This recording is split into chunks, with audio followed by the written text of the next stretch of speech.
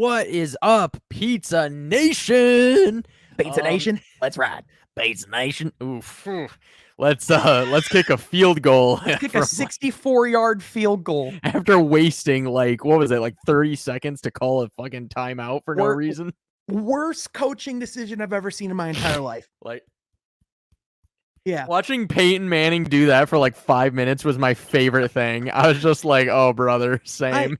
It was great because I was just sitting there going like, wait, why are they kicking a 64-yard field goal? And then I was like, maybe he just has an incredible leg. And everyone else is like, no, he does not. Why is he kicking a 64-yard field goal? And I'm just like, yeah, no, that's a great point. So yeah, they ain't riding today, but that's okay. That's okay.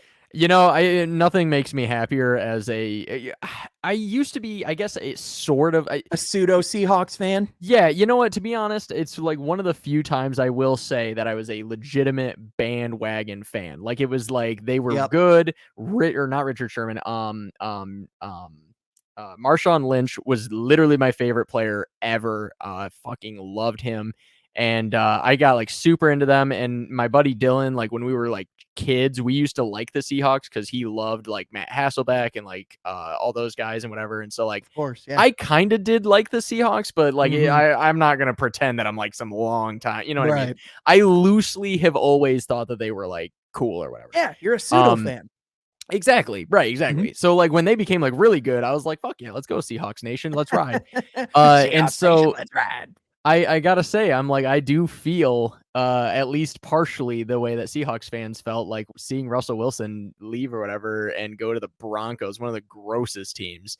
It's just like, man, fuck you. It's just like this feels pretty good to see them in action green go and kick some Bronco ass. I will say, I think over the past couple of years, like I think in the sports world, I think whenever like an opinion goes popular, I think we tend to overcorrect. So like, for example, like I think like Ben Simmons, I think a lot of people started, giving him criticism over a really bad playoff moment and overcorrected. And it's like, oh, this guy literally doesn't know how to walk and chew gum. You know what I mean? It's like, no. I know he was literally God's gift to earth and like the greatest player who could do no wrong. And I remember when everyone was riding him so hard. And then it was like literally out of nowhere, it felt like they just suddenly flipped and they were just like, oh, this is the worst player that ever lived. Right. And I'm like, y'all need to. And I think, and my other example is, I think with Pete Carroll, I think since there's been some troubling years that the Seahawks haven't had as much success, I think a lot of people were pointing the finger at Pete Carroll. And I think that Seahawks game was a pretty darn good reminder that like Pete Carroll's a Hall of Fame coach. He was a big part of why that team was a success, and it seemed like they were able to kind of like play the game that they wanted to play. And if there's anyone I'm super happy for, it's Geno Smith, because a lot of times these backup quarterbacks don't really get any more opportunities after their first time to start, and we generally write especially people if they're not white.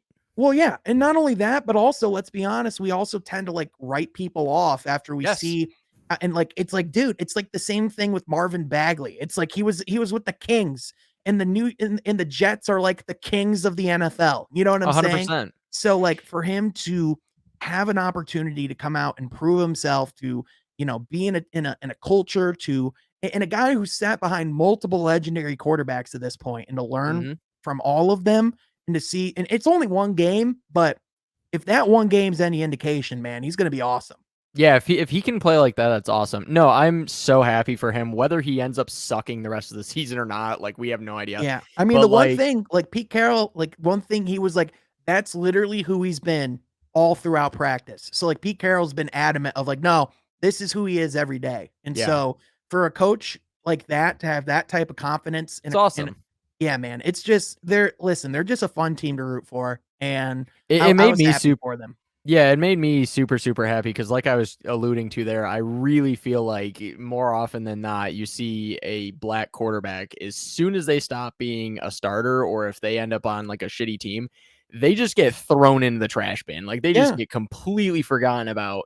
And it's really a shame because you'll see other guys like, Ryan Fitzpatrick go to 30 teams in the NFL and you're like, guys. What I mean, Yeah, are we how many I chances mean, did guys like Nick Foles get? you're Like right, Mike or like, or Mike Glennon. Like I Mike felt like Glennon, he was a guy that was starting like now all the here's a time. guy. Now here's a guy. Yeah, him and, Glennon. what's his name? He used to be a Buccaneer and also, like, 40 other teams, and he's currently is he he was going to be the coach of the Texans, which made no sense.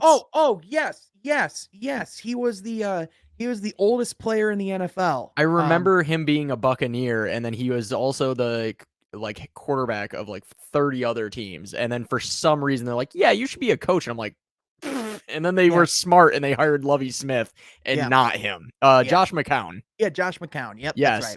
So and I'm just like, listen, when Josh McCowns of the world get chances for like a zillion years, but then you'll look at guys like Cam Newton or you'll look at Teddy Bridgewater or you'll look at Geno Smith and these types of guys, and then they're just like, nah, those guys can pretty much never play again. You're like, are you sure? Hmm. Yeah, So I'm very happy for him, happy for Seahawks Nation. Now I will say this about Pete Carroll. A little bit hard for me to root for him because of the Busch push thing between USC and Notre Dame. And also the fact that the goal line interception in the Super Bowl against the Patriots was also kind of his fault when you had yeah, Marshawn Lynch. So I will say I do respect him. He is a Hall of Fame coach. He is a great coach, and I think that he continues to prove that. But as a Notre Dame fan and a Marshawn Lynch fan, little bit of a grudge there. So yeah, cheat for Carroll and all sure. that. Can I just say what my favorite part of the night was, though? Yes, It was realizing how many players just hated Russell Wilson's guts. Like, there was an entire the Let's sideline. Ride. Like, dude, there was an entire sideline of former Seahawks players sitting like front row, wanting like rooting for the Seahawks hardcore. Like, apparently, like I didn't realize, like I was kind of starting to hate the guy. Like, I'm like, wow, like the more I've gotten to know Russell Wilson, I just can't stand him. Yep. Apparently, that's just the consensus. Cause like literally, even like the shaking hands of Pete Carroll and Russell Wilson after, it was not a warm affair. It was like, hey, good game, best of luck to you, bye. Like, it was Yep. like they never met before. So it's just like, listen, man, from what I can tell, Russell Wilson's a douche canoe, and that's just the consensus out of No, it Seattle. is weird. I noticed the same thing. Like, there was some of the Seahawks players, saying like, Seahawks Nation, let's ride or something like that, like clearly making fun of them and shit like Yeah. that, whatever. And I was like, wow, like I did not realize how many current and former Seahawks players just fucking hate him because I would have assumed the opposite. Yeah. I would have assumed he Well, was like their yeah. captain and they loved him And to like, it wasn't every guy, because there was the other thing that you noticed after the game was there was also a line of players to go give Russell Wilson a hug. Like there were yes, there were players that specifically made a point and were happy to see him, and even like DK Metcalf like loved Russell Wilson. So it's like it's one of those things where it's not every player, and like coincidentally, if you look at who it is, it's mostly a lot of those guys from the Legion of Boom and like that yes, defense. So I think there was a pretty well documented power struggle with the Legion of Boom and Russell Wilson around a certain point. And I think, yep, it's just the reality of like that defense. I think a lot of those guys felt like they were the franchise, but like in the NFL, like the quarterbacks where the value is going to be placed. But that's just a whole mess. But Robert, there's a mess that you didn't know about going yes. into I this literally podcast. told you to wait until the pod because you started to bring it up and I have no idea what you're talking about. So please. Dude. So Robert Sarver and Brett Favre both got canceled on the same day this past week. Like Oh, big allegations and big bombs about them as people came out on the same day. And I Brett heard Favre about the Sarver, but I kind of already knew all the things with well, him. yeah, that was Yeah. just like the details of the report came out. That was just the big bombshell. Brett Favre, new evidence shows, and this is from Bleacher Report. I'm going to go ahead and share this tab with you now. Please do. Newly released evidence shows Brett Favre and former Mississippi Governor Phil Bryant diverted at least $5 million of state welfare funds to construct a new volleyball arena for the University of Southern Mississippi, where Brett Favre's daughter used to play for the team. And not only do we get evidence, we got a screenshot of text messages. This Why is did from they text about it? Dude, this is Brett Favre right here. If you were to pay me, is there any way the media can find out where it came from and how much? No, we never have had that information publicized. I understand you being uneasy about that though. Let's see what happens on Monday with the conversation with some of the folks at Southern. Maybe it will click with them. Hopefully. Okay, thanks. Wow, just got off the phone with Phil Bryant. He's on board with us. We will get this done. Awesome. I needed to hear that for sure. So, Brett Favre. Brett Favre is now on record for defrauding the welfare program of the state of Mississippi, which is quite literally the poorest, like the poorest state Literally one of the in the poorest. nation. Yeah. And taking from the welfare program, which is the poorest sect of people in the nation. This man quite literally pulled the PR equivalent of taking candy from a baby. This man was literally like, fuck those poor people. My daughter needs a volleyball field or whatever it was. A fucking volleyball arena for arena, the college that she was playing volleyball at. I mean, not to be rude, but who the fuck is watching volleyball? Can we at just the time, not trying to be? And at the time, he literally wrote it off as he donated $5 million to the university and claimed like he made the donation, but in reality, it came from that. So not only that is so fantastic. So like they literally worked with the former governor of Mississippi to funnel these funds out of the welfare program, just showcasing massive fraud at the government level orchestrated by Brett Favre. And now he's in serious trouble. I would think so. He is in very serious trouble. So that's yeah, man. That is, there was collusion between Brett Favre and a governor to screw poor people so that they could get a volleyball arena. I mean, it doesn't get much better than that. And it there really were doesn't. Already a lot of reasons. Like listen, we already knew Brett Favre was kind of a piece of shit. Like this wasn't like one of those things. I don't know, Sean. Like, he didn't make you want to buy Wrangler jeans. Man, like when we talk, you wrangled him up some money from them poor folks. Man, it's like one of those things where like I honestly wonder like if the internet was around when Brett Favre was like playing football, if he would have even had the career that he had, and like no chance. And he was just this golden boy in a lot of people's eyes. You know what I mean? He's like the MAGA superhero in a lot of ways. Like Brett Favre, he can't do no wrong. But like in reality, this man literally defrauded a welfare program. Like literally, this guy burn in hell. That's rough, man. Yo, that's like Michael Scott, like with the Scott's Tots. That's like if they already got the laptops or something, and then he went and collected them all so that he could have them for the office. Like he was just like, "Fuck the Scott's Tots." It's like he was like, "Hey, I want to get you guys these batteries. What's your addresses?" And then he went to their homes and robbed them blind. like that's what this is. Like. Honestly, the first thing I thought of, and my fellow true crime nerds are going to know what I'm talking about here, but there was a serial killer. Now stick with me. And his name was BTK. And the way he got caught, and I'm not making this up, was that he sent a letter to the police and was like, hey, if I send you guys a floppy disk, will you guys be able to trace me? And they, of course, definitely can. But they decided to say, no, of course not. You can trust us.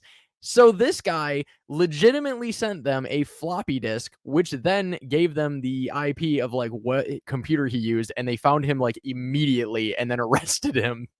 like, what are you doing? And he had gotten away with his crimes for like 30 years or something like that. And then just randomly he saw like something in the newspaper and was like, ooh, I should start messing with the cops again. And then just got himself caught for no reason. In Brett Favre's text there of like, I can't get busted doing this, can I? Just reminds me of that. Like when you're doing something so criminal and you're just like, let me just ask a very like if you're asking that question, like you're done. Like Yeah. you're cooked, dude. The second you're asking like, am I gonna get busted? You're cooked, man. It's over. Like that's insane. Oh, and like What let's a not dickhead. and like What a total dick. let's not sugarcoat it here, man. As of now, Brett Favre is a $100 million net worth. It's That's not my like thing. He didn't even need to do it. There's no reason. it He could have it, literally donated the money. it quite literally shows that Brett Favre doesn't care about anyone but himself. He's a sociopathic piece of shit. And honestly, like, I hope this is the last I ever hear of Brett Favre, other than when he kicks it. Well, you'll definitely hear about him a lot more soon because there will be all of the court proceedings, I would assume. I hope there's some really nice, like, prison yard stories. I Have hope. they announced, like, is there going to be, like, charges and all that kind of good stuff? Like, Well, I'm assuming, right? Like, they're not. yeah. I mean, I mean, the thing is like, this is like the first time that it's come out. Gotcha. So, They have to collect all it, the evidence and all that kind of bullshit. yeah. So now that this evidence is out there, I think he is definitely going to start having some questions asked by the FBI, and I would imagine that I'd imagine there's probably going to be a couple text messages being exchanged, if you will. I uh I love it. That makes me so happy. Because of so many different things. Number one, because Brett Favre is a dick. His I just name is couldn't. not pronounced how it's spelled either, which is also annoying. And also he played for the Green Bay Packers. And while I'm not like a loyal Lions fan, I love the Lions, but more than that, I kind of just fucking hate the Packers because if you live in Michigan, even if you don't root for the Lions, you fucking hate the Packers because they're dickheads. Yep. So, Yep. that's pretty Exactly. funny to me. What's really funny to me is that they're two most glorious franchise quarterbacks. Okay. Brett Favre, their old guard, if you will, is a douchebag. And their new guard, which is soon to be the old guard, Aaron Rodgers, also a douchebag. So it's just kind of fun. Yeah. 100%. That's Also, that's wild. I was just scrolling Twitter, and I just Yes. found out today is Teddy Long's 75th birthday. Happy birthday, player! Happy birthday, player. How old? 75. Oh, wow. 75 years of let's make it a tag team match. Yeah, I was gonna say we need to have a 75 tag team salute for this guy. Like we need a 75 team Dude, team it needs to match, be like the player. Royal Rumble, but 75 people, and for some reason they're all like interconnected somehow. Like the most convoluted tag team match that's ever existed in a way that nobody knows what the rules are. They literally, for his birthday in his honor, they tweeted a minute-long clip of him telling people they have to face the Undertaker one-on-one. That's hilarious. I love that. That was his other thing. Yeah. You Yeah. have to face the Undertaker. And it's like, Yeah, like it's like, hey there, player, you're gonna have to face the Undertaker. It's so good. oh my gosh, man. Oh, I love that shit. I love it so much. But Hell yeah. So Sean, one of the biggest things in the news for me is the fact that tonight at 9 o'clock, I hope to God, well, Eastern time, whatever.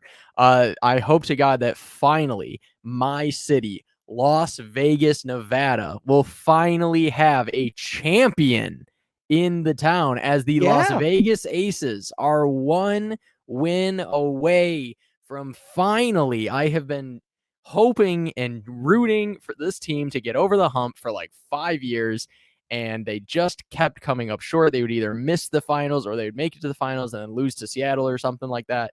And it looks like, unless something goes horribly wrong, we should hopefully get over the hump, and the Las Vegas Aces will be your WNBA champions. and And I Becky could Hammond's not first be. year. Yes, and I could not possibly be more happy. Obviously, the former coach being Bill Lambier, and now he is in our front office.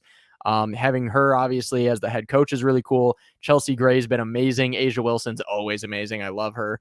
And I'm so happy and so proud of this group because, over the last few years, they've been trying to figure it out. There's been a few different roster changes. They've had a lot of really, really good talent, and they just haven't been able to do it. So I'm like, thank God it's they great. finally. It's a good time in Vegas sports, man. I mean, the other Yes. thing too, I'm not sure if you saw, but there's also reports suggesting that the NBA are going to announce new expansion teams in Vegas and Seattle during the preseason.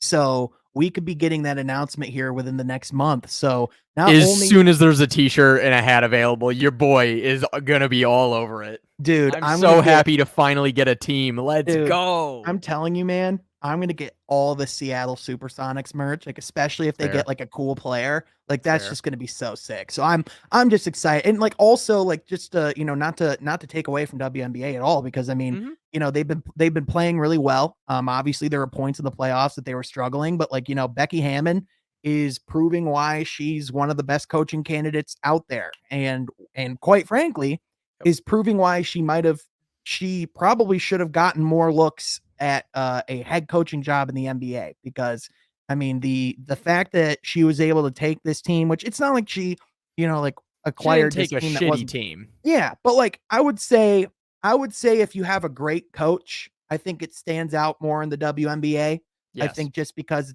it's far more of a game that's centered around the schemes and around Yep. like the sets and plays that you're running. So It's I like old mean, school basketball, which is really yeah. cool. Like all the people, like there's the old men who yell at clouds who are always like, the NBA isn't what it used to be, and like all that stuff. I'm like, then watch the WNBA because it's basically old basketball. I mean, like it is like pure basketball. It is Right. like fundamentals. Like it's like the amount of, like, these women are like playing like a very sophisticated game. So, Mhm. just if they do indeed end up winning that WNBA title, I'm unbelievably happy for them. I'm unbelievably happy for Becky Hammond. I do hope Yep. that, I hope she stays for a couple more years. I hope she builds a legacy with that team, like builds up a program, and I hope that she gets an Me opportunity Google. soon to become the first coach in the NBA as a woman, because I think if it should be anyone, it should be her, and it's not because, it's not even like that she should get a shot just to be the first woman, but she's just genuinely one of the best coaching candidates out there and is Oh deserving yeah, of the job. So, absolutely. yeah, man. So I Um, hope I hope these teams, like, to be honest with you, how cool would it be if for that Vegas expansion team that if she was able to go from the Aces and take over that men's team? How cool I would would that be? very much be okay with that. I would have So, absolutely no problems with that. yeah, so I'm trying to see how there's long her contract is for with us. that to be honest with you, that wouldn't be the issue. I think teams would be okay with paying that out or buying that out. That's true. Yeah. Yeah, it looks like the big headline on Insider here from earlier this February says Becky Hammond will make more than $1 million, more than any other WNBA coach in her first year with Las Vegas. Good She for her. deserves it. Yeah. She sure So, does. yeah, Yeah, I'm just congratulations super to happy, her. And man. I'm like I've been wanting the city of Vegas to get a championship for a while. Obviously, the very first team being the Aces, also owned by Mark Davis, the owner of the Raiders.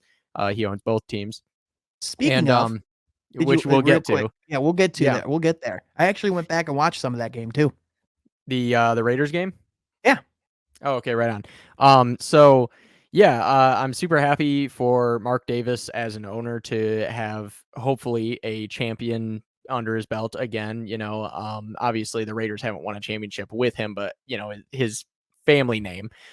So the Davises to have a champion again is cool. And then I heard also, if they won, he was going to take the team out for haircuts. is that a thing? No, I Oh, was I just get making it, it up.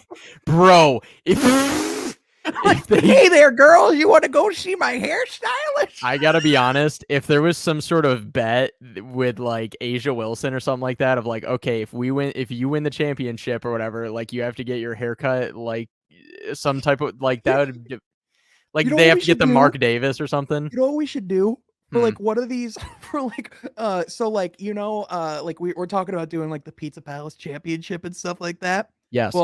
Well, just like how like we've watched, like there's a lot of YouTube channels we like where they do a similar like belt concept, but what they'll Hmm. do is they'll have a punishment for the loser. What if for one of those things, like we make it so that one of us like for a week has to have the Mark Has to Davis get the Mark haircut? Davis. Oh, for God's sake. Like, Like we just have to we have to grow out our hair until we could go to our to Great Clips and they're like, hey, what do you want? And we just show them the Mark Davis photo. You're just like, fuck my shit up, fam. Like it's like literally like I need you to hack it off with the worst hairline possible and then have like a little too much in the back, like the worst mullet ever made. Like you just show it to him and it's like, if you need to quit your job after this, I understand. Like if you need to retire from the profession, I totally get it. We can do this one off the record so that it doesn't have to be on your permanent portfolio.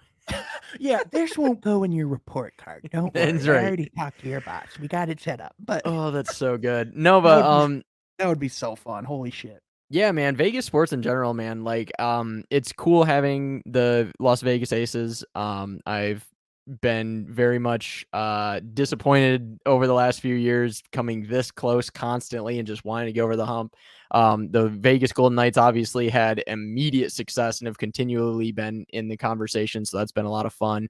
The Raiders, are still continually trying to get better and that kind of thing. Yeah. And the only thing I'm missing, man, is I'm just like, give me an NBA team and give me a baseball team, and we're in good shape here in Vegas. So, yeah, I'm hoping for that. So, yeah, man, and we very much, we very much could be, in line for some for some good stuff in Vegas sports. Even though and like I said, we'll talk about that game in a little bit. Like even though it wasn't like the greatest week one for the Raiders, but I will say, yeah, I mean they did some good things. Yeah, we'll get there in a little bit. But I would be remiss if we're talking football and games and things. Did you watch any of the Lions game this last week? I did. It was so. I'm not sure what your thoughts were, but real quick, I'll give my overarching. Yeah, go ahead. Overarching take. So first of all, Jalen Hurts is a guy, and I've listen. I'm going to be honest with you. Like this is one of those guys that I've been really high on Jalen Hurts since college. Here's a guy every time. I love that, by the way, like when we were watching football last week, like you texted me like during the game, I just heard Chris Collinsworth's voice and I just got so hyped. I got so unreasonably hyped. Dude, it's just something about that voice, man. It's so great. It is sad the that minute Jim you Nance see the slide, you're like, yeah! Yeah. It's sad that he's no longer with is it Phil Simms or Jim Nance? Jim Nance, I believe. Yeah, yes. Jim Nance. He went to Thursday Night Football. I'm seeing him right here, right now, and it's like it's just weird, Yeah, it makes me sad. Yeah, it'll be a good booth with him and Kirk Herbstreit on Thursdays. And the Mark Schlereth is a good if there's anyone to replace him, that's a good voice to have in the booth. But yeah, but I would say overall, Jalen Hurts, I've been really high on him ever since he was in college. The guy has a better arm than people give him credit for. He's a lot. Can you remind me where he went to college? He went to Bama, but then he got benched over Tua, and he went to Oklahoma. Yes. And had a Heisman caliber season there. And it's funny because now in a lot of people's eyes, Tua's not the guy that, everyone was super high on Tua in college. And now people are acting like Tua's this, immediate bust, and Jalen Hurts could potentially bring people are saying the Eagles could potentially be a Super Bowl team. I didn't realize why that was the case until I saw this game. First of all, Philly's offensive line is insane. Yeah. They have weapons all over the field. Yes. AJ Brown is a top 3, top 5 receiver in the game. And their offense is explosive. And the only thing I would say is the fact that the Lions are even in that game at the end boggled my mind. But that was bizarre. But that's what I would say is what you want out of this Lions team, right? Is I literally I was at the end, I was in the third quarter when it was 35-17. I was all right, well, this is chalked. You know what I mean? That's where my thought was. I was this is about to be a blowout. But the thing that's great is that that's not how the Lions see it. They fought like hell. And even if the Eagles took their foot off the gas a little bit and allowed them back into the game, they fought. You know what I mean? And even the Eagles are give them credit, they stuck to their game plan. Is they didn't get back in the game by changing what they were doing. They were running the ball and they were running the ball well. DeAndre Swift is a guy. He ran for over 120 yards. He was Pro Football Focus's number 1 ranked running back after week 1. Yeah. He had a hell of a game. And so he looks like he could be a Pro Bowl type guy. I mean, he could have a hell of a season. And like, when's the last time you could say that with Yes. Detroit in the backfield? Literally since Barry Sanders. So the fact that we have a guy there is good. Yep. I think our receiving core looks solid. I think getting Jamison Williams out there, I'm excited to see how that changes the offense. Here's what I'll say. Our defense sucks buns. Holy cow. Like it's just one of those things where like, watching the rest of the league, watching like I watched a lot of football this last weekend, right? Yes. The Lions defense is just It's unathletic. buns. It's unathletic. Yeah. And I think it also was just like they probably faced the best offensive line in football, and Aiden Hutchinson couldn't do anything. Like he was like one of Pro Football Focus's lowest rated edge rushers from week 1. And I think it was just because he faced literally the best offensive line unit he could. And I think because of it, like they were able to like, manipulate Detroit's rushers into getting into the backfield, drawing them in so that Jalen Hurts could use his legs to escape and to like open up room in the field for him to operate. So I just think there was just a lot of, mental mistakes, but also just like, I think it was like a reminder of where our defense is at and where they need to grow. And yes, honestly, after watching that game, I feel more vindicated in my stance that this is a 6-7 win football team. And overall, which we agreed on. Yeah, and here's the one last thing I'll say. Mm-hmm. A lot of people have been squabbling and have been really upset about the onside kick in the third quarter. Okay. And I get it, but I think, first of all, Detroit's defense at that point literally couldn't stop anything.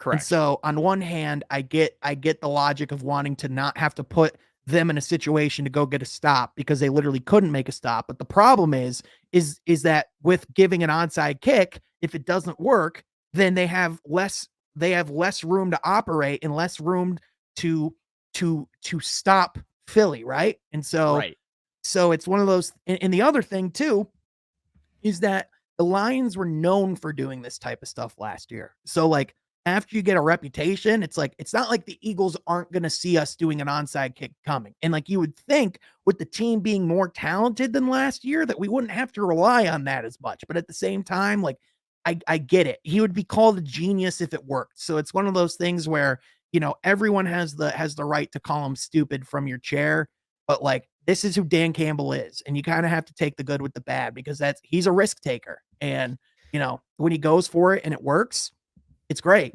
When he doesn't, it could put you in a tough situation, but that's the gamble. Yeah. So, yeah, as far as, and here's the thing, listen, man, it's the fucking Lions. Okay. I'm just like, how upset are we really going to get about them doing something stupid? It's like, also, they're the Lions. They're going to be chalked anyways. It doesn't matter. Well, okay. But in all seriousness though, it's also, and this is true. Yes. One game. Right. It's one game. It's one game. Out of 17. That's true. Now, here's the thing. The Lions defense was shockingly bad. Because I feel like the Lions defense, from what I remember, has been continuously getting better and adding pieces and trying to become better. So last year they were our weakness.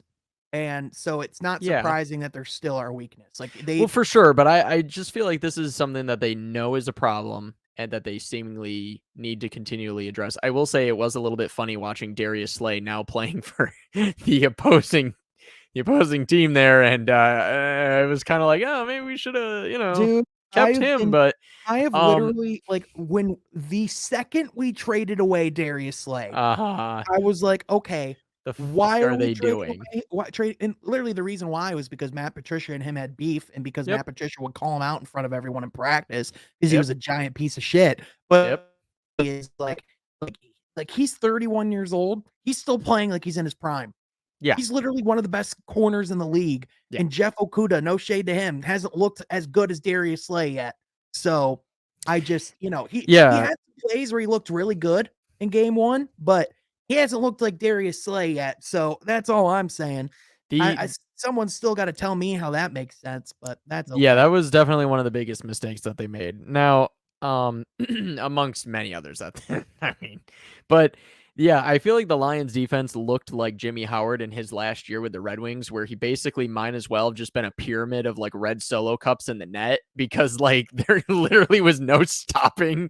Like Jimmy Howard Yeah. was, they literally could have pulled the goalie at the very beginning of the Red Wings games that season, and it wouldn't have made any difference between having him in the net or not in the fucking net. And that's No, kind of the way that the defense for the Lions looked, to where it's like, okay, yeah, they're going for an onside kick, which is stupid, but like their defense might as well not even be on the field. So and like, what's the and difference? they did clean it up more in the fourth quarter. In the second half, they were a lot better than they were in the first. Hmm.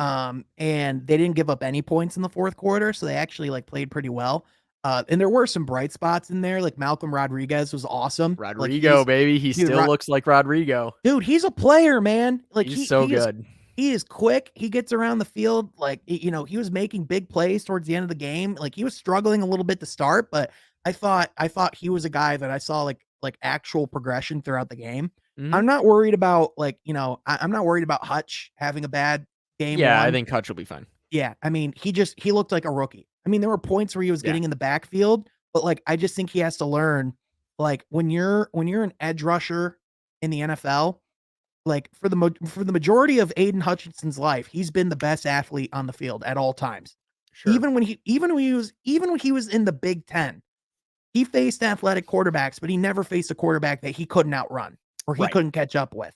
Yes. But this is the NFL, and you're on the field with some of the best athletes in the world.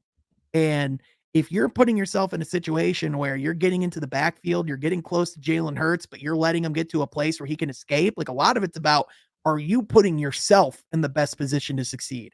It's knowing Yes. where you have to be in order to contain, where in order to stop. And like, like I was just watching that and I was like, man, even I in Madden would throw on a QB spy right now. Like, just hit R3. Someone hit R3. Literally, do something. Like, someone hit R3. This guy gets it. No, and here's the thing. Hertz did look really good, but I think considering the opponent and things like that, I'm not ready to quite yet crown the Eagles as like this, Super Bowl contender type team or whatever. And They did look I'm very not saying good. that I'm not saying that's what they are. Like, I Sure. just They after were watching this surprisingly good, game, but they're also against the Lions. yeah, but like after this game though, like you can at the very least see why, right? Like You can at least see that, like, oh, okay, this team's not going to be complete barnacles. Like, you yeah, can see, like, this team is not just, like, to be completely written off as a pointless team. Yeah, they're gonna win their division, so they're gonna have a home playoff game. that's true. Yeah, who the hell So, else is in their division? Like, the well, well, Giants, yeah, maybe? it's the Giants who still have Daniel Jones. Yep, football team. It's the Commanders who still have Carson Wentz, and Yeesh. it's the Dallas Cowboys Who are who don't fucking even know who's going to terrible. be playing. Yeah, dude, they were bad. They looked rough, and So then let's Dak get went out. into this Buccaneers game a little bit. So as the resident expert on the Tampa Bay Buccaneers, here's what I will say. I already miss Bruce Arians as our head coach. I think Todd Bowles is a good guy. I think he's a good defensive coordinator. I do not like his offense. He wants to run way too much. Now Lombardi Lenny, my boy Leonard Fournette, he's a great player and he looked really good and he does a lot of good things. But our offensive line is fucking shot. Like Yeah, there is nobody left on that offensive line, and someone yeah, got hurt like halfway through the game. Like Tom Brady's gonna get absolutely sporked like constantly. I hope so. So I'm like, okay, the run game is not probably going to be super successful. And every time we aired it out, lo and behold, the fact that we built the team to have star wide receivers to go long seemed to work pretty goddamn good. And now that we have Julio out there, it's just like, I mean, what are we doing, y'all? So I would like to see him go back to some of that Bruce Arians style offense a little bit more and air out the ball a little bit more. And I like adding more of the run a little bit, having Leonard Fournette continuously in the mix because I feel like we haven't used him enough the last couple of years, and like the running Mhm. back position has really just been kind of an afterthought with the Buccaneers. So I do like to see that a little bit. I think But I I think don't that like just how heavy, and they have made a point that that was something that they wanted to do, and they did it all preseason, and it's something that they've been really honing in well, on. and I think if you look at like Tom and like the offenses that like he's excelled in the most, and when you look at like when the Patriots like were at their best, It was a Mhm. lot of times when they ran the ball, when they would run it down your mouth, when they would control the clock, where they would take short passes. So like I think, like it makes sense to me in that way. Honestly, like I wasn't shocked at all when I saw that that was the case, just because whenever you see a defensive coach, like they're gonna want to run the Yeah. ball. You know what I mean? That's just what And they want like I to do. get it, and that's the way that I play in Madden, and you know this very well because you got very pissed. The last time we played, I was running on 1 hour of sleep, and this guy just wouldn't stop running the ball, and I was like, "You mother!" Like I'm like, "Can I?" Like dude, he took up a I quarter and a almost half of one possession, and I'm like, "Dude, it's like the 2 minute warning, and I haven't even gotten the ball yet." Like what the fuck? and then I'm pretty sure I And then the kicked a worst field part, goal. and then the worst part is that this scumbag doesn't play with accelerated clock, so Oh you have to yeah, because that's fucking terrible. well, okay, but like, you know what I like about accelerated clock? They don't have to sit there for 60 seconds while you're waiting for that goddamn clock to get down to 1. So I'm just sitting there and you're just like, Okay, I wasn't quite that bad, but yes. I'm just sitting there just waiting, and it's like I can't even it's like because literally all that's fun in Madden is playing offense. So like the Pretty fact that much. I just have to sit here, there's nothing I can do, and you're just jamming it down my throat. And I'm just sitting here like Continually getting small little waiting first like first downs. 45, 50 seconds between each play. That's not even counting having to select the play. I'm just sitting here like, I'm like, how can you not get a little annoyed after 10 minutes of that?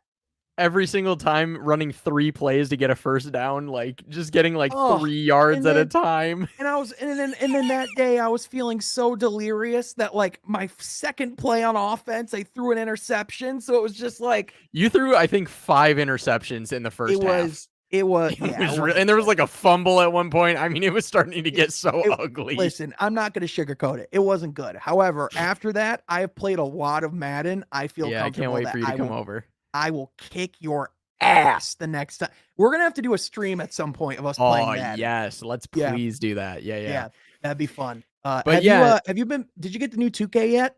I have not. I don't know if you're gonna like it or not. They made shooting more difficult.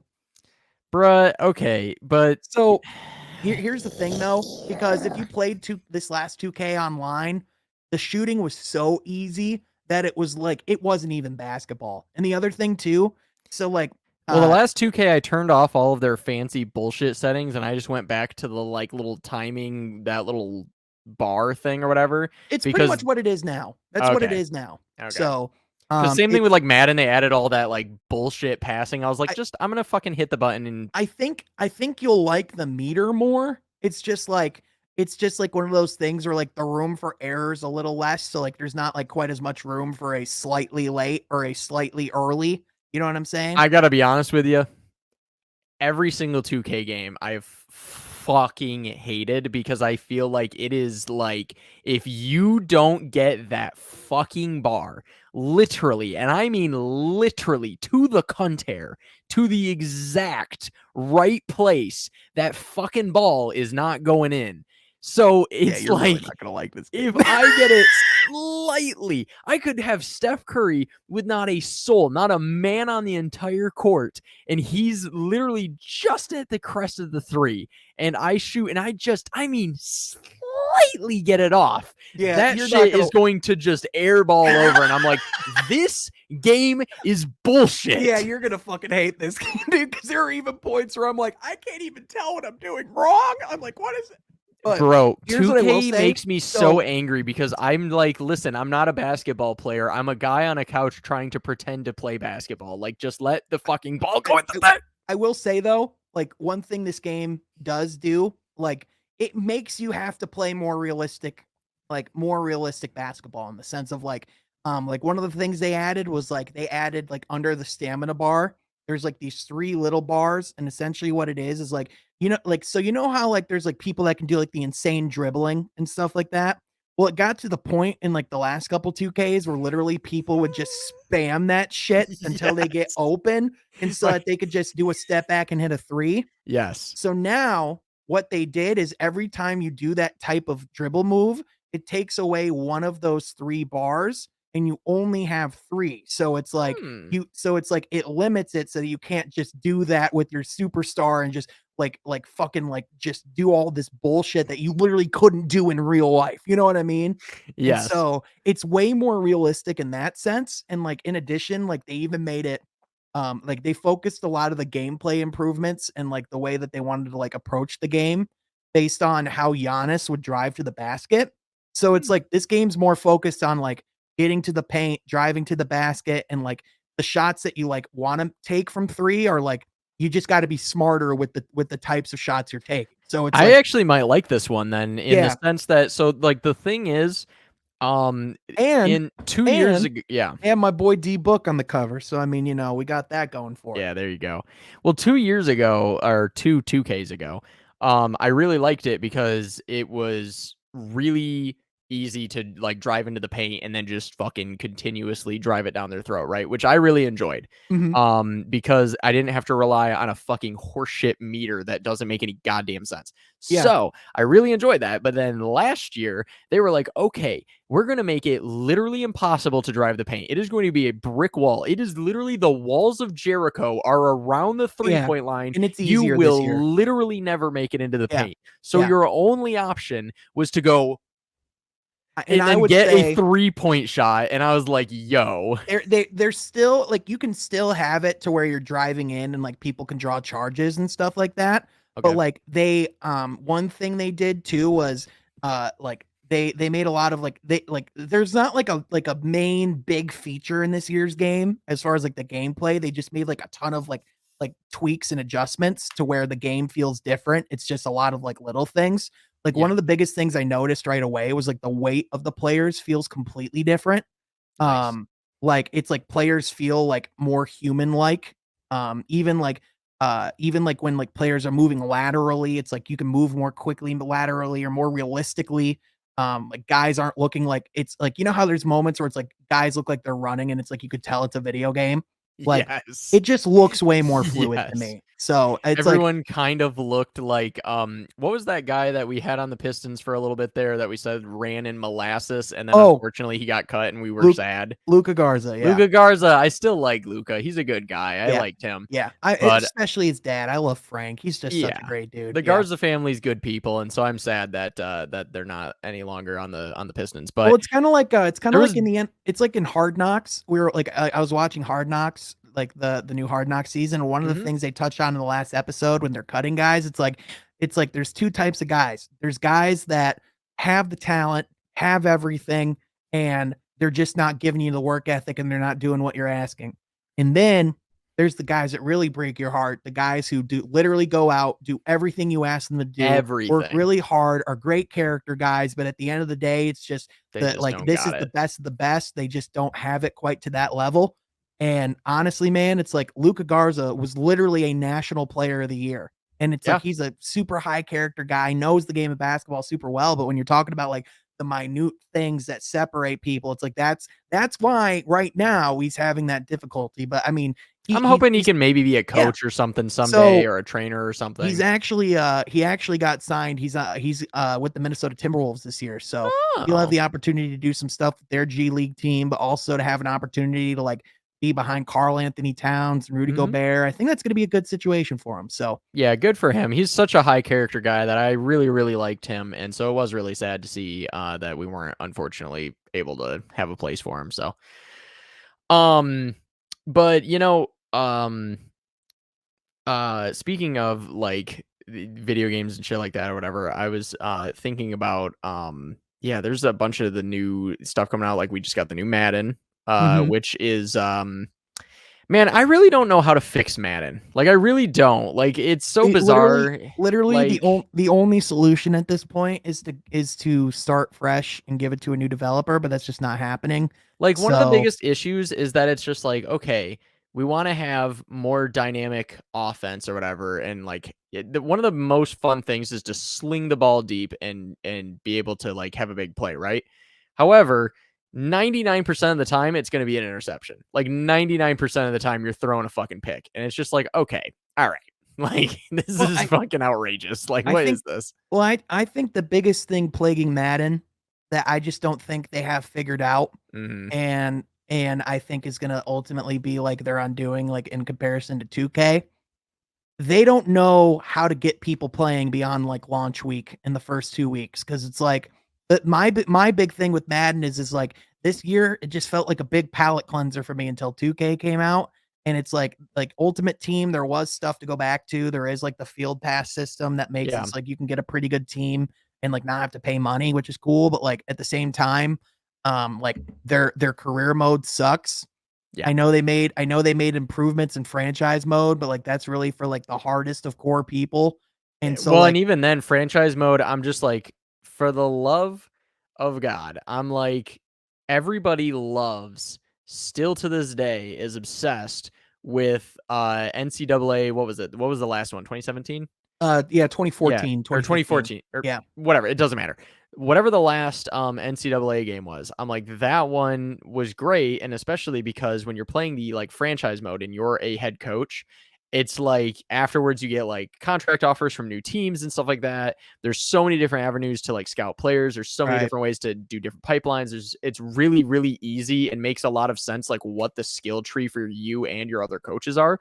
And I feel like they try to do parts of it, but Jesus Christ, like You know what? there's some major issues. Like number one, the trades don't make any fucking sense. They're like, oh, you can only add a maximum of 3 people and or draft picks, which makes no fucking sense. Also, it is almost impossible to make a trade. Like You know what's almost the other impossible. thing too? I've never gotten them to say yes unless I'm the one losing the trade. Can we talk about the fact that it still graphically looks like PlayStation 2?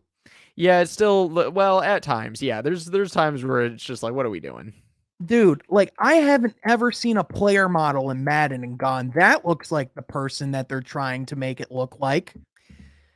I guess I haven't paid enough of attention. Let me show you Dan Definitely the Campbell. coaches look rough. Yeah, the coaches are fucking terrible. Let me show you Dan Campbell in this year's In Madden.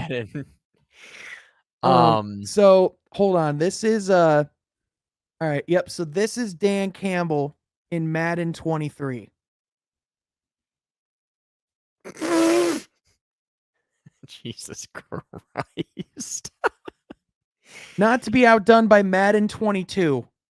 Yeah, all right. I mean, Like, that's brutal. guys, we're on PS5. Yeah. Like, why is it like we're on PS5 and Xbox Series X? This Yeah. hardware is insane. Yeah, that's rough. 2K is borderline lifelike Yeah. in their graphic department. And Yep. these guys can't even get past PS2? Bro, 2K can get LeBron's bald spot, but we can't even get this man's goatee Well, correct. you know what the other thing is too? They're so insistent on using this Frostbite engine. This engine made by DICE, the people who made Battlefield, which is It's not known for working. how fucking buggy their games are. Yes. And so you're taking this insanely buggy engine over to Madden. Have you seen some of the clips of the bugs that have been coming out? Oh, don't worry, because I've experienced them, and there's been multiple times where my brother and I are playing, and then we're just kind of like, I don't think this is a real video game. Like, I don't think any of this game should be taken seriously. Like, there's a point where you're playing and you're just like, oh, this is kind of bullshit, isn't it? Like, like when I'm playing, like, I mean, every game has that to a point, but like when you're playing 2K or when you're playing like MLB The Show, so those are the two best, most well-made sports games, right?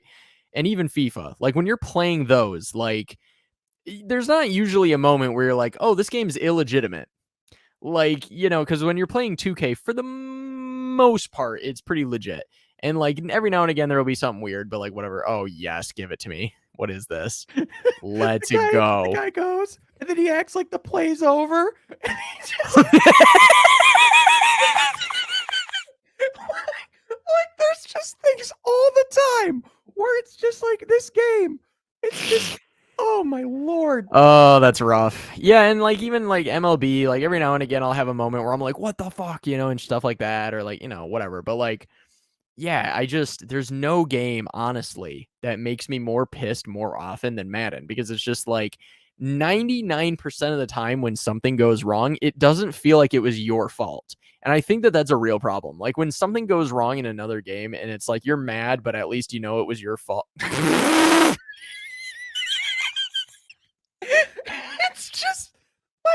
Like, dude, you could just keep Yeah. scrolling on Twitter. Just look up Madden 23 and click on videos.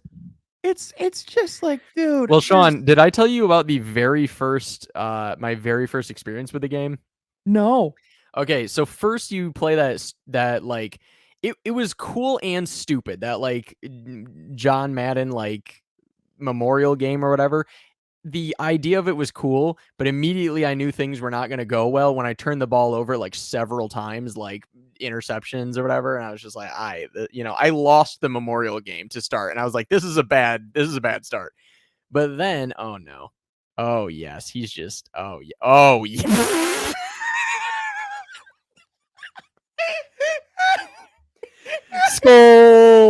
Skull. Oh my gosh, dude. Oh, Jesus Christ. Dude, do you remember how many Colts tackles Nation, let's I missed ride. on you that looked like that? Do you remember how many times Yes, where it was I just like, do. what the hell? Like, that's Yes. just like, dude, how do you make it that you make a game where you can't tackle? And it's a football game. So the Like, tackling's like probably like if you're making a football game, I don't know. That should be like, I don't know, like top that should three probably be like the number priorities, one thing. maybe? Yeah. That should probably Like, be number one. I'm not an expert, but The oh my very lord, first game, dude. I started a franchise as the Raiders, of course. So I'm ready. I'm excited. I'm playing at the Chargers. I'm like, let's go. Here we go, Raider Nation, baby. Let's do this. I catch the ball and I run it out to do like a kickoff return, right? And my guy barely gets touched by a defender and coughs up the ball and gives up an immediate fumble for a return. And I go, okay, that's a start. So then I do another kickoff return, and this time I let that shit be a touchback. Okay, I'm not trying to deal with that a second time, right? Then I throw the ball with Derek Carr, immediate pick six, and I was like, okay. Now I came back and won that game, but I was just like, okay, all right. I was like, this is gonna be one of them games, isn't it? Oh yeah, 100%. Oh, is It's this against my crazy, Raiders man. They even? just don't ever end. Wait, what just happened there?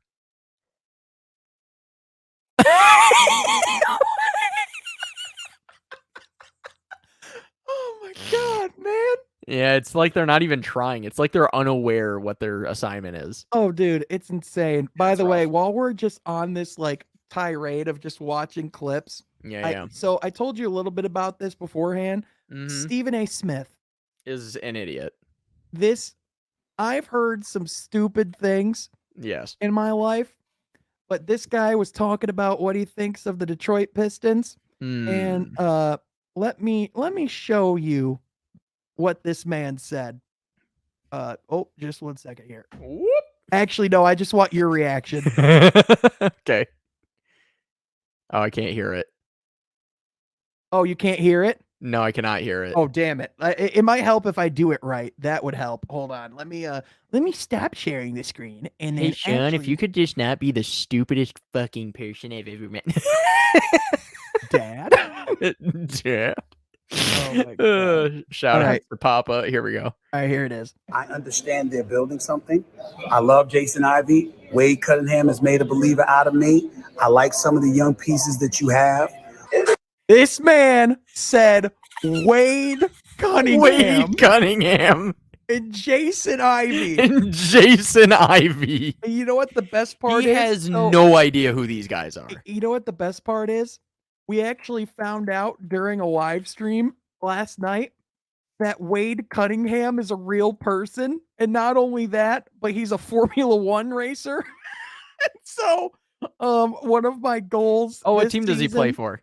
Uh, Or which team does he race for? I'm a fan. I have no clue. It's definitely not one of the top teams because I would have known if he was on like Ferrari, Mercedes. He's on. Yeah. Yeah, but my goal is to make this man the face of Pistons Twitter. Click on one of those pink cars. Is that it's oh, this is gonna piss me off that I don't know the name of this team. Oh, this is gonna irritate the shit out of me. But my goal is to make Wade Cunningham the face of Pistons Twitter. So good. What team does he say that he's on? It says he does IndyCar, not Formula One. It's IndyCar. Oh yeah, same thing. But But I'm kidding. But he's a race car driver. But whatever it is, we need to make Wade Cunningham the face of Pistons. Hells yeah. Let's go. Oh my God, man. It's so dude. funny. Yeah, I love Jason Ivey. I love Wade Cunningham. Bro, and then he started to like make really generic points that could literally pertain to any player ever, basically, that made no fucking sense. And I was just like, so like you could just say that you have no idea. Yeah, well, dude, it's like I've said before. You could just say you don't know what you're talking about. Dude, like, yeah, if you just don't know, say you don't know. I get for Stephen A's like perspective, you can't watch every game, every team, and know everything. But here's the thing. He thinks since he has to have an opinion on everything, that he has to give his opinion on everything, even if it's uneducated. And it was clear that it was uneducated. This guy said that Cade Cunningham has a motor issue when his nickname is Motorcade because of his motor. It's so good. Like, it's like literally his nickname is Motorcade. Oh, I'm crying. If I'm crying, I'm lying. If I'm lying, I'm dying. That's right. Oh my God. It's really bad. And I feel like he also has this tendency of where, especially when he doesn't know what he's talking about, but like he kind of does it all the time, where he'll be like, I love this guy, love this brother, blah, blah, blah, blah, blah. Like he won't shut the fuck up about that. Yeah. And then all of a sudden he'll just shit down their throat. Yeah, he'll be like, oh, I love this guy, but he might be one of the worst guys I've ever seen of all time. Like, it's just like, what are we doing? Well, it's even like, and it's just been, especially of late, ever since the Donovan Mitchell trade to Cleveland, everyone's been giving their Evan Mobley takes, and everyone's been going, I was saying that Evan Mobley should have went #1 overall. And it's like, dude, first of all, every GM would be a millionaire if they were the hindsight general manager. But second of all, we're really basing this off of one season. Also, like, do you know how stupid you are to base off of like who should be drafted first in a draft class when these guys aren't even legally old enough to drink yet? For sure. And also, I think Cade Cunningham, especially for what the Pistons are trying to do and what this team is going to be, and ultimately the success that we're going to have, I think that Cade Cunningham ultimately will be the right pick for us in our situation and what we're trying to do and all these kinds of things. Like, yeah. And not to say that like we would be terrible with Evan Mobley. I'm not saying that like he would have been a shit pick or anything for us, but I just think that Cade Cunningham is what we were looking for. I mean, yeah. It's just, So. Well, and here's the other thing too, is just like I've made this point on the podcast. I stand by this. Like, there's more Evan Mobleys that come out every year than there are Cade Cunninghams. Exactly. Like there's more stout power forwards. Like, literally, like the past 5 years, we've had at least one or two guys that we've called unicorn prospects. Like, we literally had Chet this past year. You know what I mean? Like, there's guys like that. Yo, I've been trying to tell everyone from day one. I was like, this motherfucker is going to be injury prone. Okay, and literally the very first thing that happens. Nope. We're not doing that. We're not doing that. Yeah, we are, because I know I'm not. No, Holmgren. You're not. Fuck that guy. No, you are straight up not allowed to do that, because that injury, dude.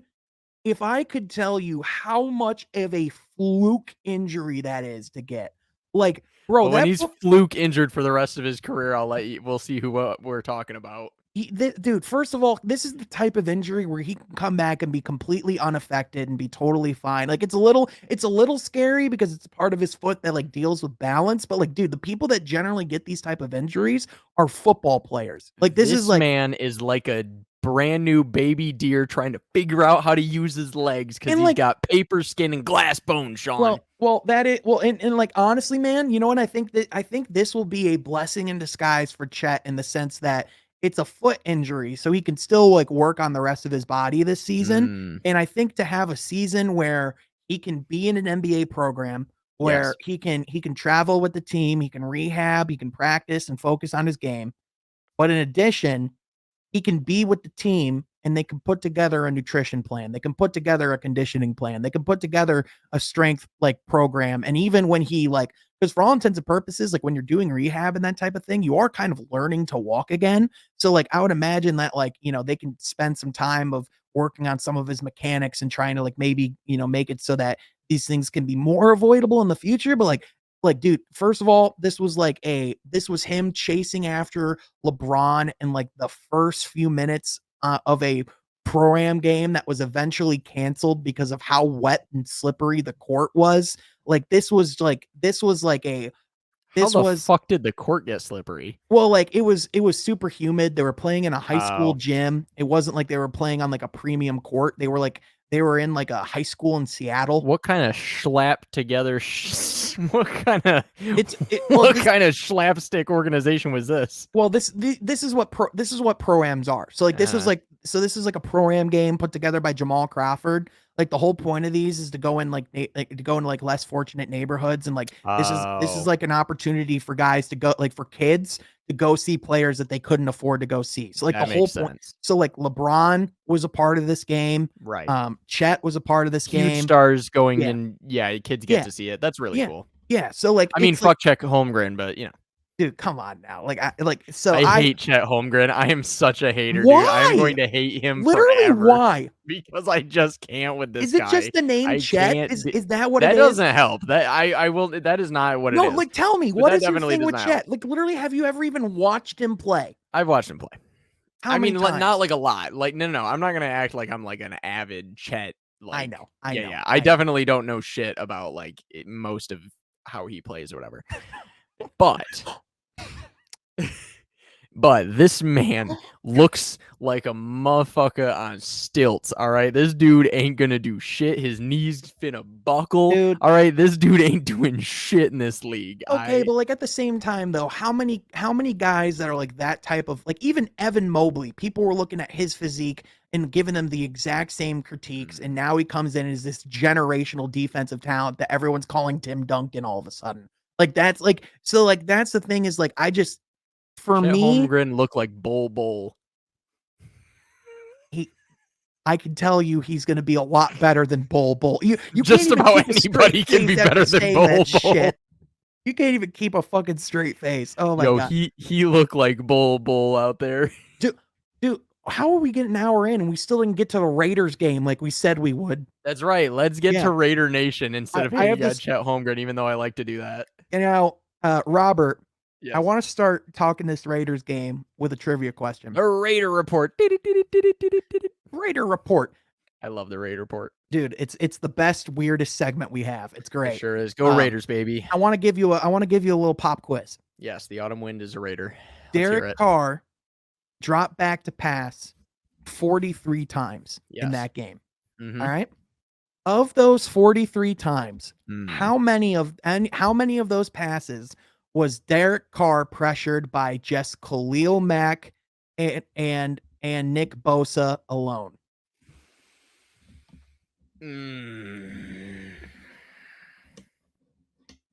43 pass attempts. 43 pass attempts, eh? And of those 43, how many times was he pressured? Well, considering just by Khalil Mack and Nick Bosa alone. I'm going to go with 15. 16. 16. Hey, look at me. I was close. But they got pressured. Yeah. And like some of those are like slants and short passes. Like for all intents and purposes, Derek Carr was pressured on half of his passing attempts. Correct. And Khalil Mack looked like a monster in that game. Yeah. You don't need to bring that up because here's the thing. I have a lot of reasons why I'm still mad at that dumb cunt that used to be our coach. You know, I'm not even going to say his name because fuck him. And I'll say it for you, John Gruden. And that dumb cunt decided that he was like, you know what, man? I think I'm going to trade Khalil Mack, man. And then I'm going to get all these draft picks and get guys who are no longer in the NFL, man. And why is your John Gruden impression eerily similar to my Dan Campbell impression? Because we just do shit impressions on the show. And listen, man, I just listen, man. Oh my god damn it. I just God, it really does suck every time I see Khalil Mack do well, specifically against the Raiders, because I just know that he should still be a fucking Raider, but he had 3 sacks. Yeah. And here's the thing.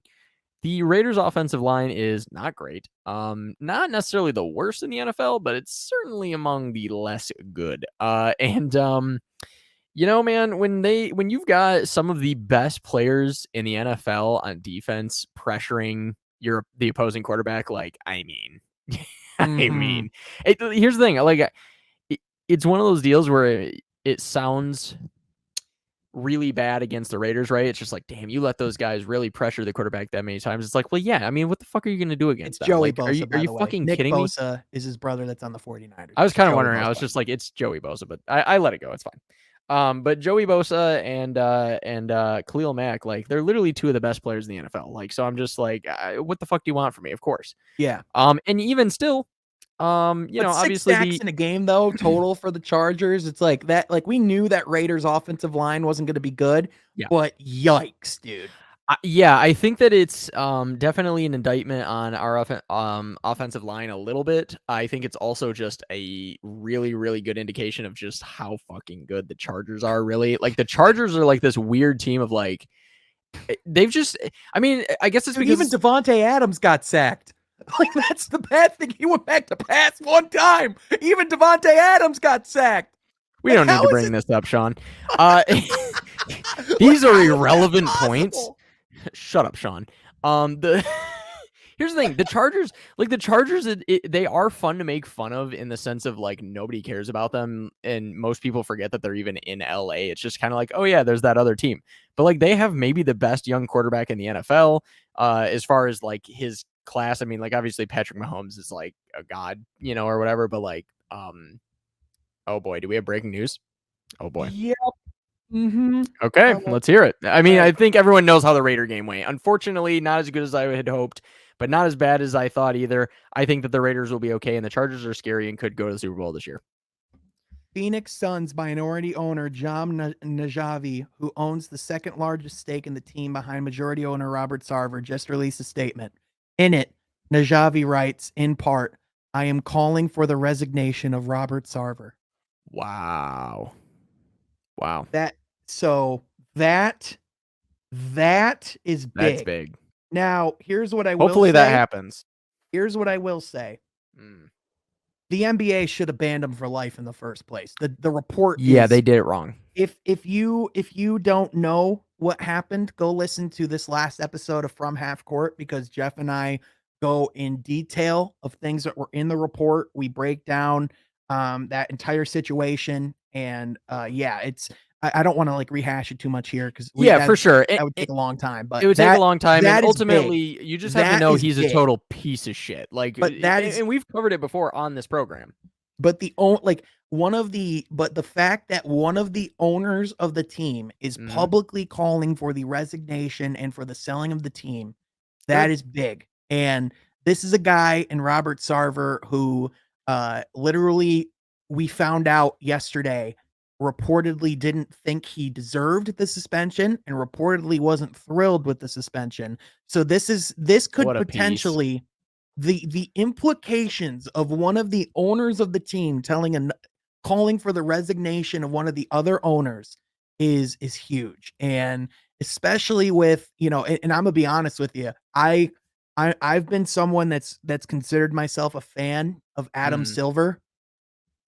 Watching that press conference of Adam Silver, I didn't even get to the questioning yet. He was just giving a statement at the beginning, and he was talking about like the board of governors meeting, a lot of the stuff that was going on there. And he brought up the Robert Sarver thing. And once he brought up the Robert Sarver thing, that man started stumbling like a motherfucker. And you could tell he just got tense. He got super nervous.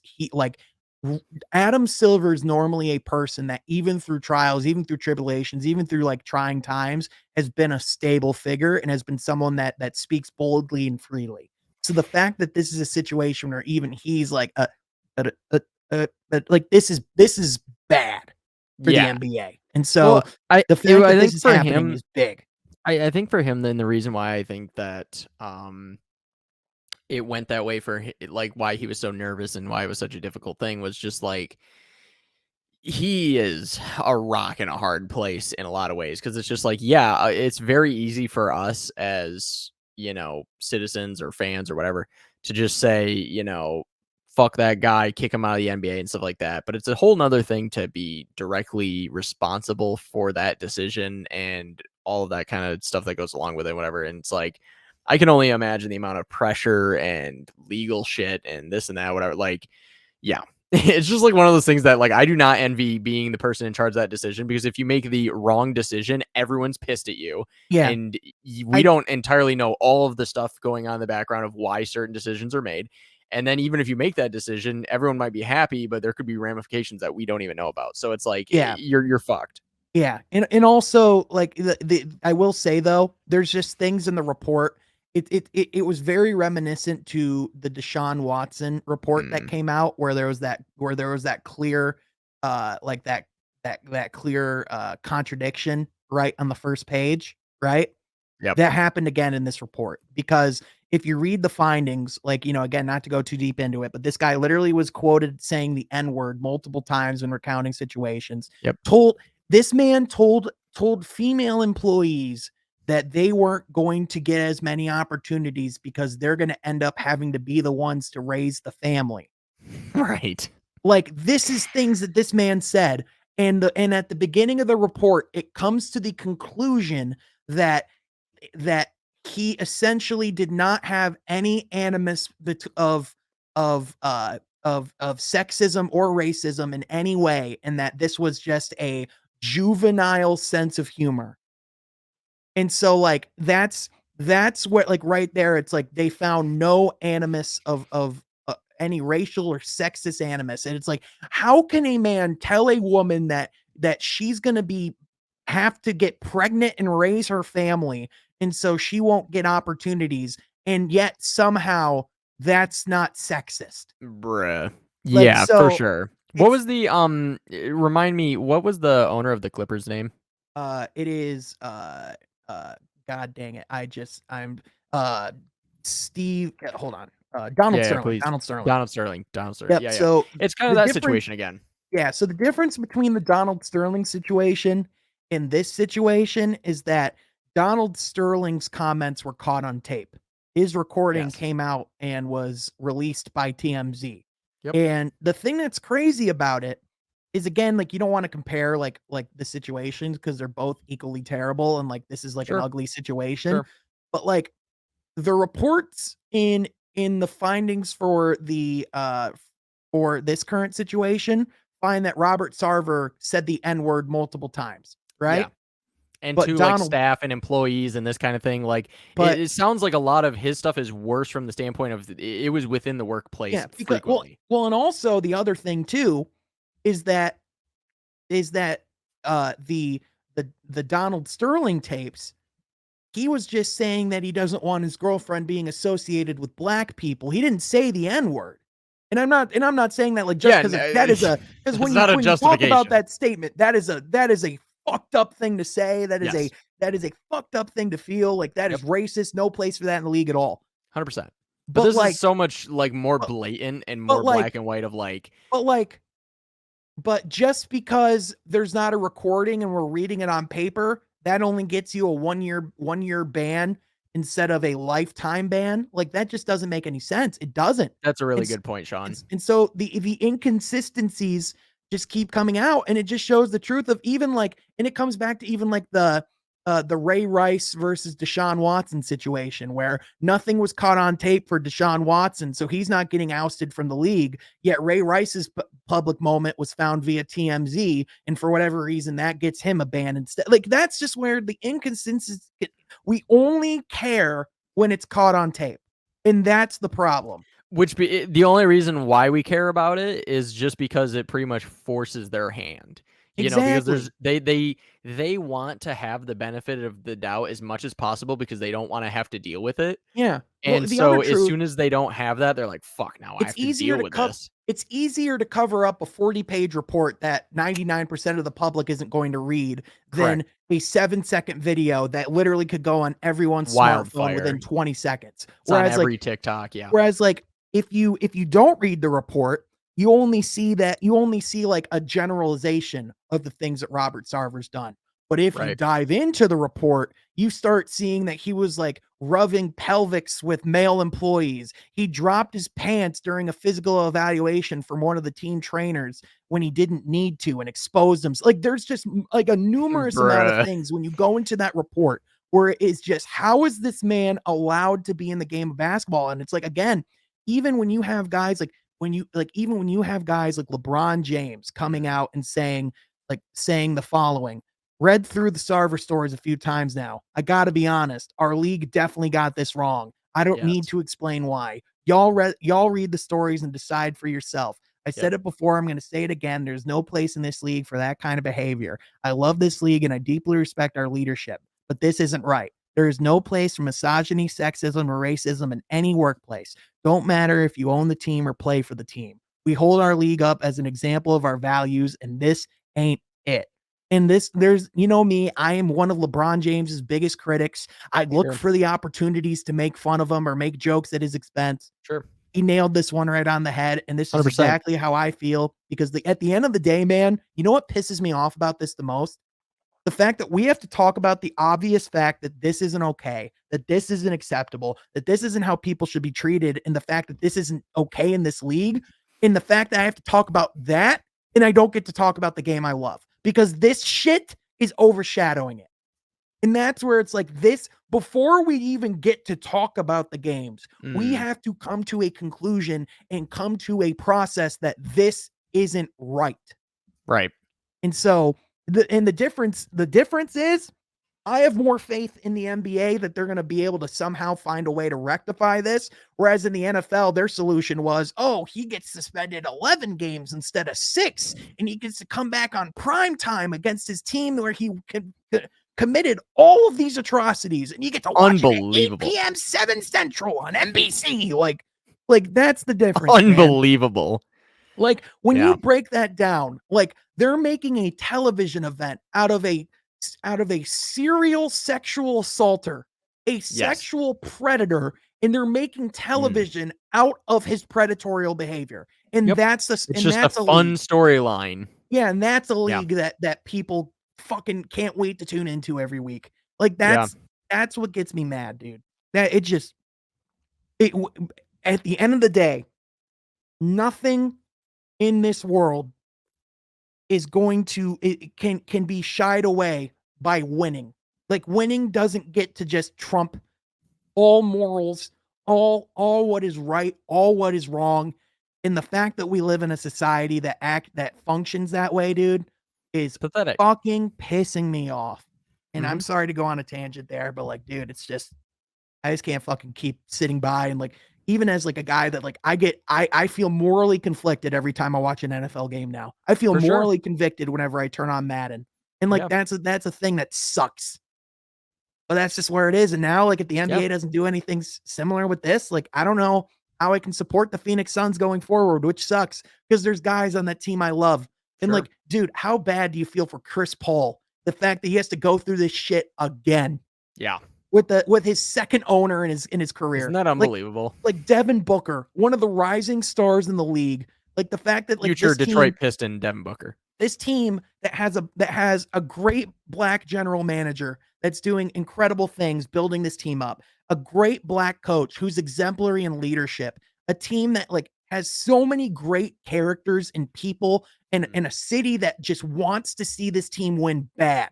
And they have to live with Robert Sarver as the owner of some of their sports teams, dude. And that's where it's like, I just feel for the people in Phoenix. I feel for the players in the organization. But most of all, I feel for the women and for the people of color and minorities that call themselves employees of the Phoenix Suns and have to know that that guy might have to come back as being your boss in a year. Like imagine being a part of that team and the league tells you that's not worth banning.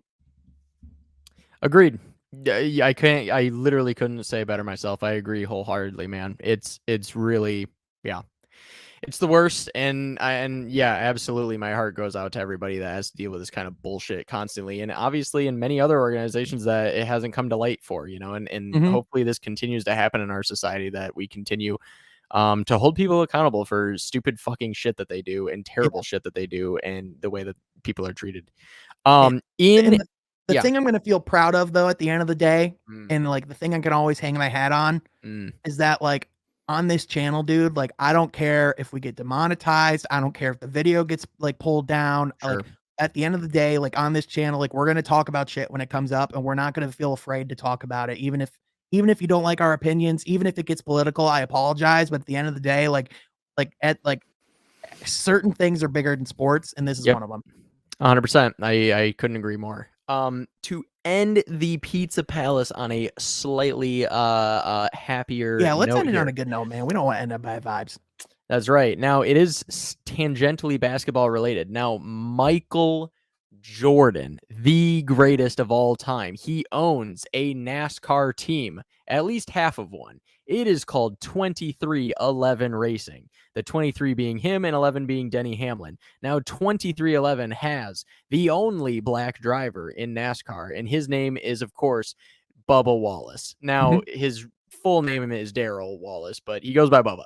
So Bubba Wallace is the only black driver. Now, last year at Talladega, there was a rained out race and he won. And of course, all of the bigots out there who hated Bubba already and needed a reason to hate him said that that was a bullshit win and blah, blah, blah. And it was handed to him, stuff like that, because he didn't technically cross to win. It was rained out and he happened to be in the lead. It was one of those.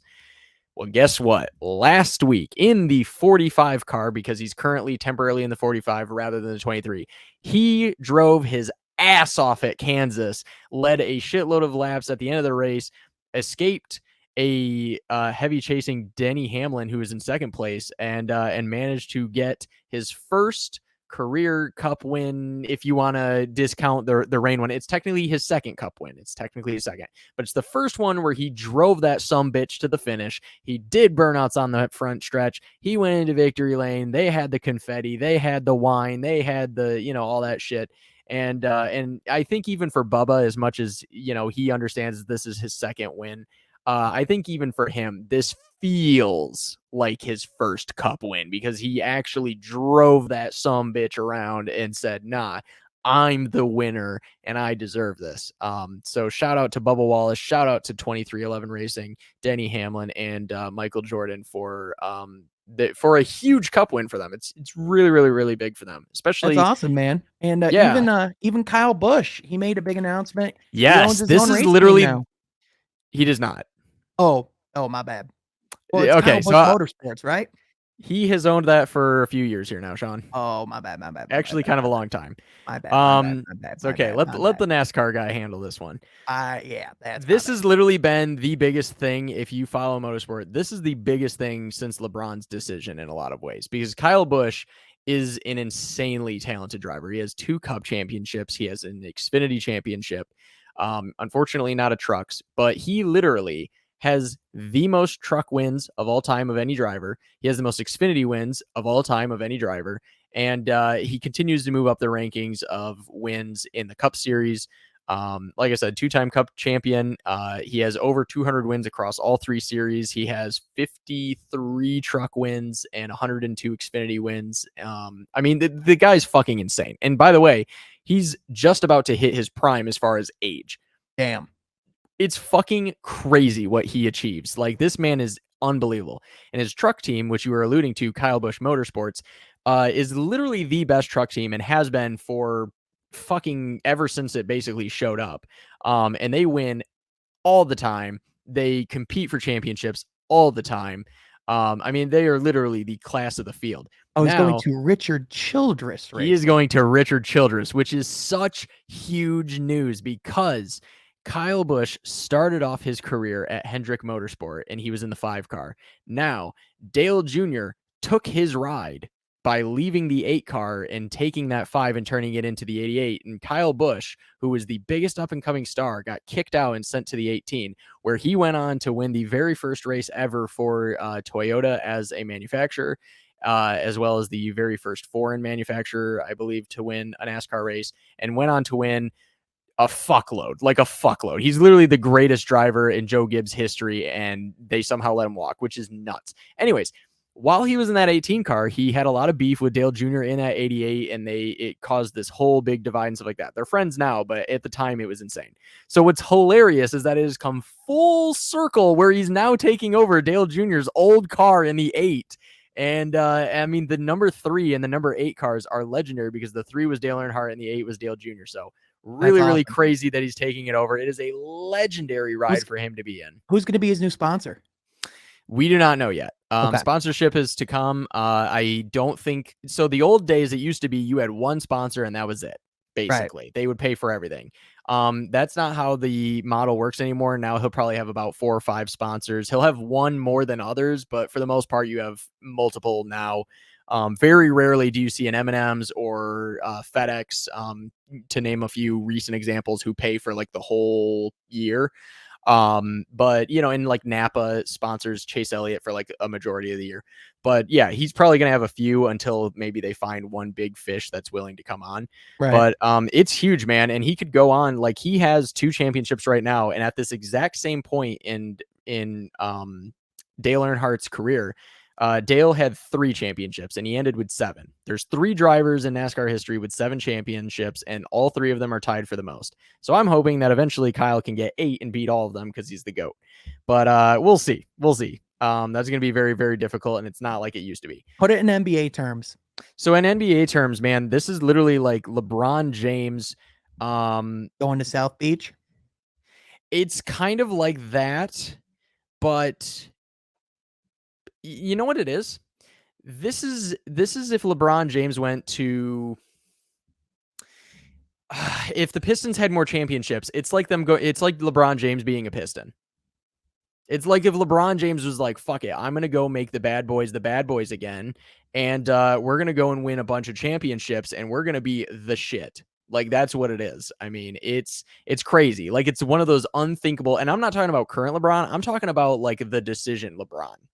I'm talking about like prime LeBron, so like not going to like one of the best teams, but like making them one of the best teams. 100%. And this is a team that's currently on the rise. So it's like if you took the current Pistons and like a prime LeBron James and made a baby, like it's perfect, because like RCR used to be a major team. They kind of lost their credibility for the last few decades because they signed some really shit drivers and some other things and whatever.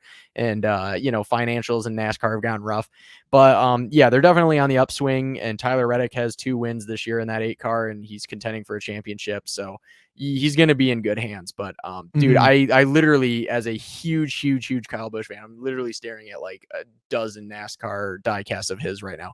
I could not be happier. I really could not be. And he's going to be in the Chevrolet, which is awesome, which means he's leaving Toyota, which means that Kyle Busch Motorsports is changing from Toyota to Chevrolet, which is going to be huge. Because Chevrolet, you know, for a little while now, like when it comes to the truck series, pretty much the class of the field has been the Toyotas, and then Ford and Chevy have kind of existed. So seeing Chevrolet as like the premier brand in the truck series is going to be really cool, especially with Craftsman coming on to sponsor the whole series. It's going to be called the Craftsman Truck Series, which was the original name of the series. For the last few years, it's been the Camping World Truck Series, but now it's the Craftsman. So yeah, I'm so excited, dude. Like, there's so many things about NASCAR. Like, I could literally ramble. I could have my own show about fucking NASCAR and just ramble all day long because god damn it, I love it. Hey, From Half Lap coming soon. but honestly, man, From the checkered flag, dude, we gotta end this so I can let you go watch this game, because I just saw this throw on my timeline. And I just can't believe like what this guy's doing. Look at this angle that Patrick Mahomes threw this ball at, dude. Like, bruh. Like this guy's not human. That makes me very happy because he's on my fantasy team. Let me see how he's doing. Yeah, it's 10-7 so far. It is 10-7. Oh. Yeah, he currently has 10 points for me. Cool. He's the only one that I have in the game. My opponent does not have anyone in this game. However, they do have Derek Carr. Yeah, I'm excited. And oh fuck, actually, I am not gonna watch that game. The Aces are on, and I am gonna go watch my team win a championship, Hell baby. Yeah. Let's fucking go. Let's Chelsea Gray, man. Asia Wilson. Let's do this. Let's do it. Well, buddy, I gotta go to to show how this works. I gotta go do the Woodward Pistons table talk right now. Hell brother, yeah. This There's was a V great for episode. Vegas, baby. Hell yeah, man. Vegas, let's ride. Let's ride. Oh, Pizza Nation, we will see you in the future. We Next love you. week, baby. Next week.